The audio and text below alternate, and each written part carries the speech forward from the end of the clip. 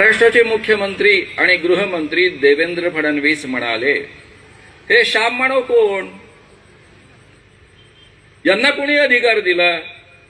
कोणी आंबेडकरांचं नाव घ्यायचं आणि कोणी घ्यायचं नाही? हे प्रशस्त्री पत्र वाटण्याचा अधिकार यांना कोणी दिला? इथपर्यंत बोलण्याचा अधिकार त्यांना डॉक्टर बाबासाहेब आंबेडकरांच्या राज्यघटनेनंच दिलेला आहे.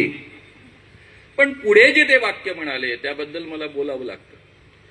ते असं म्हणाले की आजकाल श्याम मानवला कोणी विचारत नाही म्हणून केवळ प्रसिद्धी करता ते असली काही वक्तव्य करत असतात. देवेंद्रजी, तुमचा जन्म 70 सालचा.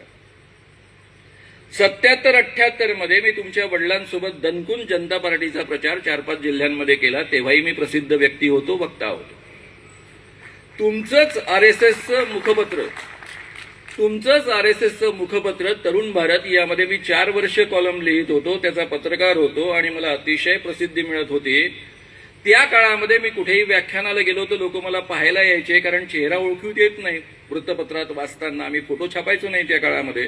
तर हा माणूस कोण आहे ज्याचा आपण एवढं वाचतो, ज्याचे लेख जपून ठेवतो, तो कोण आहे म्हणून पाहायला यायचे. तेव्हाही मी प्रसिद्ध होतो. मनोहरमध्ये मी नोकरी करताना संपूर्ण महाराष्ट्रभराकरता लेखन करत होतो.